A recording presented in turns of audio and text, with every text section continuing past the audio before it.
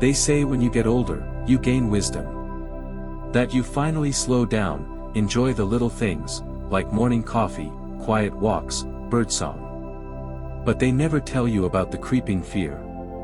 The fear that one morning, your legs won't move. The fear that one breakfast, your heart just stops. My name is Harold Bennett.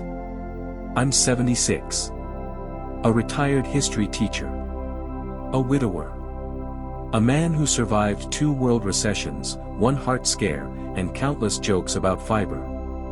I thought I was doing fine. Every morning, I woke at 6:30, brushed my teeth. Took my blood pressure pills. Ate my oatmeal, unsweetened, of course. I strolled the park, greeted the ducks, and even flirted a little with life. But a few weeks ago, something changed. My doctor looked at my latest blood test and went quiet. Not that, thinking deeply, kind of quiet, the kind that says, I need to tell you something, and you're not going to like it. He said, Harold, your cholesterol is through the roof. Your triglycerides are in the red. And your HDL. It's not helping you anymore. Then he said something that truly scared me. If we don't do something now, your first symptom might be your last. That night, I couldn't sleep. I sat on the porch swing. It creaked like it always does, a little sound I used to find comforting. But that night, it sounded like a countdown. My coffee was warm, but my hands were cold. My mind raced with every what if I'd buried for decades. What if the pain in my shoulder wasn't arthritis, but something worse? What if I never get to finish that book I started? What if I don't wake up next Tuesday? I knew I had to change something. But pills weren't enough. Doctor visits weren't enough. So I did what any scared, stubborn old man would do in 2025, I Googled. And over, one phrase kept appearing. Intermittent fasting, 16/8. Eat only in an 8-hour window. Fast for the other 16. Supposedly great for blood sugar, inflammation, weight, and yes, cholesterol. But I didn't see any 76-year-old men in the testimonials. No gray hair. No walkers. No stories like mine. That made me wonder. What happens when a body this old skips breakfast? Will it get stronger? Or will it break? So I made a promise to myself. 30 days. No breakfast. No snacking. Just faith in coffee. This is my story. My experiment. My attempt to fight back against time. And on day 12, my legs gave out in the park.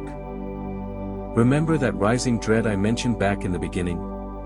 It wasn't paranoia, it was a false sense of security catching up to me. If you're anything like me, you've believed that a bowl of oatmeal each morning was the ultimate shield for your heart. I held on to that ritual for over a decade, same bowl, same spoon, same comforting thought, I'm doing the right thing. But what if that comfort was a trap? What if your healthy routine, oats and a gentle walk, has been quietly fueling inflammation in your arteries? My wake-up call came during an ordinary physical. Blood drawn, results reviewed, and suddenly I was back in the doctor's office sooner than expected. He looked me dead in the eye and said, Harold, you have metabolic syndrome. Your cholesterol, your triglycerides, your blood sugar, they're all on a one-way trip to danger. I managed a weak smile. But I eat oatmeal every day. He didn't smile back. Instead, he said, Mr. Bennett, you're not merely aging. You're inflaming. That sentence hit me harder than any lecture I ever gave. Take a moment to pause this video, ask yourself what everyday habit you've misjudged as harmless. What silent threat might be hiding in plain sight? For weeks, I was paralyzed by that diagnosis. I walked less, forced to smile less, even skipped my morning coffee because it reminded me of that cold, clinical question. Then one night, I stumbled upon a TED Talk by a Stanford cardiologist about time-restricted eating. His words were simple but electrifying. Fasting isn't about starving yourself. It's strategic stress, like a workout for your cells. He cited a 2021 Johns Hopkins trial showing that people over 60 who followed a 16:8 fasting schedule for 3 months saw their HDL rise by 15%, their triglycerides fall by 20%, and their CRP inflammation markers cut in half. That data lit a fire in me. Could skipping breakfast, in a structured, science-backed way, be the intervention I desperately needed? So I sketched out a straightforward 30-day trial: no food before lunch, no snacking after dinner, and a daily journal of meals, moods, and lab numbers. I called it the Harold Hart Tracker. Download your own tracker from the link below and join the 30-day Intermittent Fasting Challenge. You're not alone. I was once just like you, loyal to my rituals, uneasy about change. Now, at 76, I wake up clearer than I've felt in decades. Stick around, because tomorrow, I'll share what happened on day 1. Day 1. I woke up at 6:45 a.m. by sheer muscle memory, shuffled into the kitchen, reached for my oats, and mid-pour, I froze. Oh right. No breakfast. That was my first lesson: habits don't care about intentions. They run on autopilot, like breathing or worrying. I poured the oats back, sat down, drank water, and watched the clock tick. 10 a.m. Finally time to eat, but I wasn't hungry. Just, unanchored. My body felt like it was waiting for something it no longer needed. So I stayed busy, cleaned the garage, watered the plants, anything to distract myself. By 4:30 p.m., though, I was lightheaded and ended the day early, only water and bed. Pause right now, take a sip of water and check in. How does your body feel at this moment? Day 2. Day 2 was tougher. Caffeine on an empty stomach turned me into a jittery mess, hands shaking, heart racing. My morning walk felt like slogging through fog. When my daughter called, I lied. Just a little tired, must be allergies. But inside, I kept asking. How long does it take to rewire a habit you've lived with for 76 years? Day 3. I nearly quit, until I remembered a tip from a Stanford cardiologist's podcast. Older adults fail at fasting not because of hunger, but because they lose electrolytes. A pinch of sea salt can save your day. I tried it. Within minutes, my headache eased, my mood lifted, and I even laughed at a squirrel stealing my neighbor's sandwich. Research, Journal of Nutrition 2020, electrolyte supplementation reduces dizziness by 70% in early fasting. Day 4. I woke up clear-headed for the first time in ages. My stroll was effortless. My coffee didn't send my pulse sky high. I checked my Harold Hart Tracker.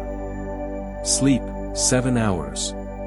Sugar cravings, 0. Energy level, 7/10. No magic, just momentum.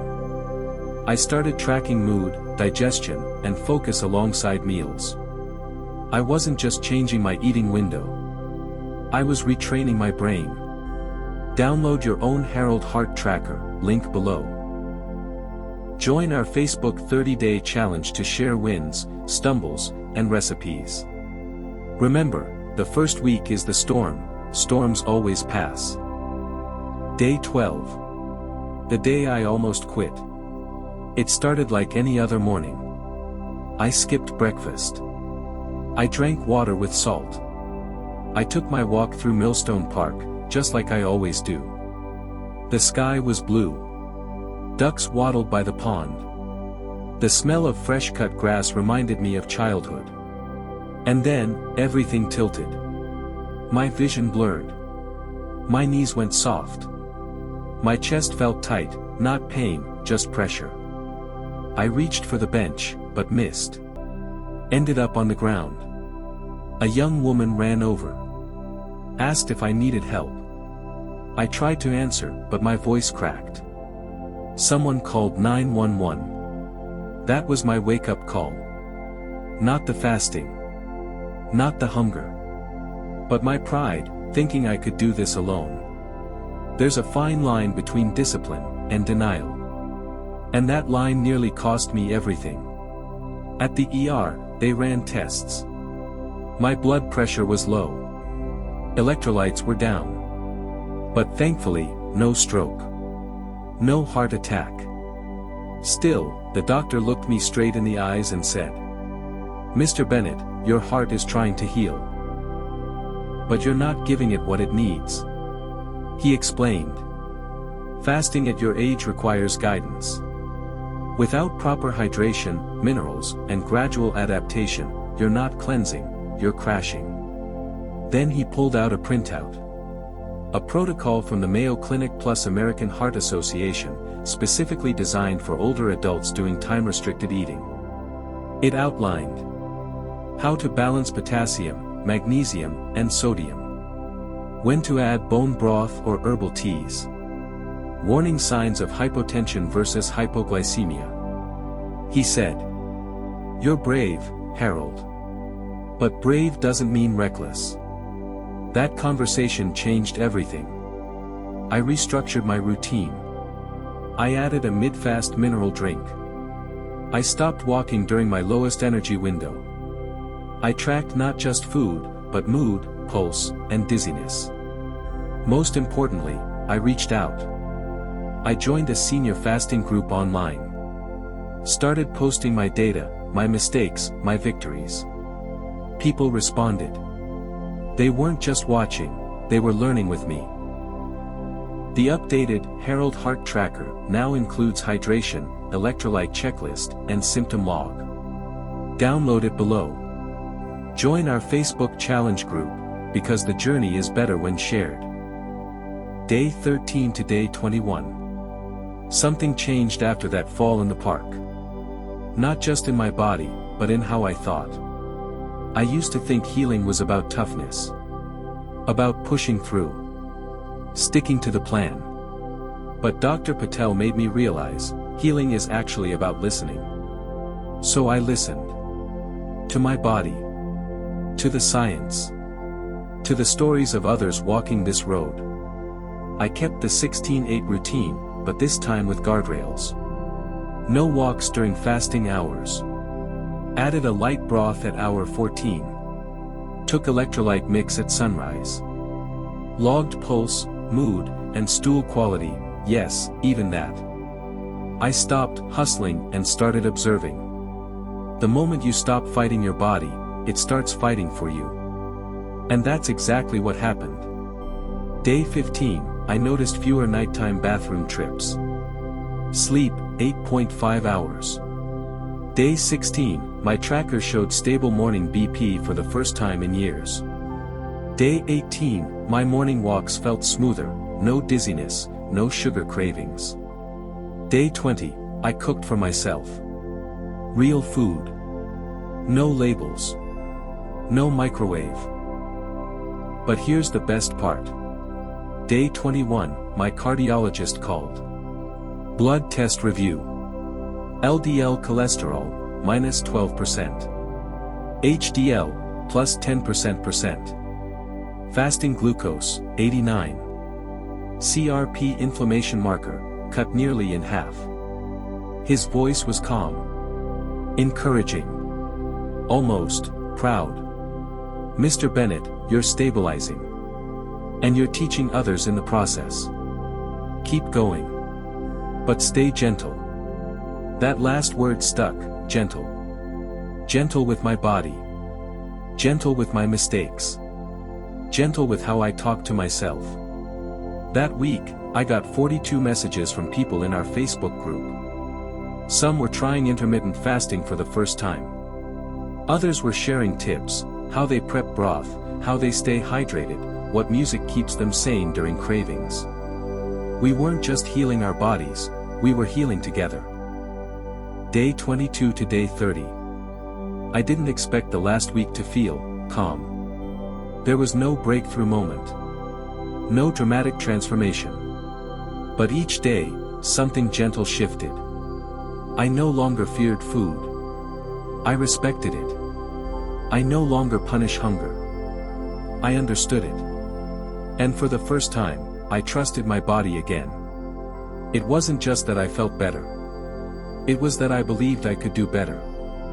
This wasn't a diet. It was a conversation with my future. And for once, I was listening. By day 25, I was walking every morning, but not out of guilt, out of gratitude. By day 27, I looked at my old self the man who skipped meals out of shame, who binged after stress, and I forgave him. By day 29, I stopped measuring progress by weight. I started measuring it by joy. Then came day 30. I opened my Harold Heart Tracker, the final page. There was a box titled, Letter to Your Future Self. And I wrote, Dear Harold, you didn't heal by being perfect. You heal by being present. Don't forget how far you've come. Not just in pounds lost, but peace gained. Now go and help one more person feel this. That night, I shared my full journey in our Facebook group. Dozens commented. Some cried. Some were starting day one. And suddenly, I wasn't just an old man who survived a health scare. I was a bridge. A proof. A whisper to others, you're not too late. Let's rewrite what aging looks like. Together. 30 days ago, I started this as a curious old man with a journal and a stubborn belly. I didn't have all the answers. I just had a cardiologist's warning, and a decision to try. Now here I am. Not a guru. Not a miracle story. Just a man who stayed. And if you're watching this, maybe you're that man. Or that woman. Or that family member trying to help. The miracle isn't in the method, it's in the moment you refuse to quit. That's the true heartbeat of this story. So now, I invite you to begin your version of it. Download the Legacy Fasting Tracker. It's structured, gentle, and free. Join the 30-day challenge group. No spam, no shame, just folks like us. Listen to the full journey on our podcast, Legacy Letters with Harold. Subscribe if this gave you even one new breath of hope. And please, don't scroll past without leaving your mark. In the comments, just write your age, and one thing you're fighting for. Because one day, someone scrolling late at night might see your words and decide not to give up. And maybe, that's how healing spreads. So, that's my story. But like I said from the beginning, it's not my story anymore. It belongs to every heart that chooses to pause. To every hand that picked up the tracker. To every voice that said, I'm still here. If you're still here, too, thank you. You're part of this heartbeat now. And remember, the story doesn't end here. It just passes on.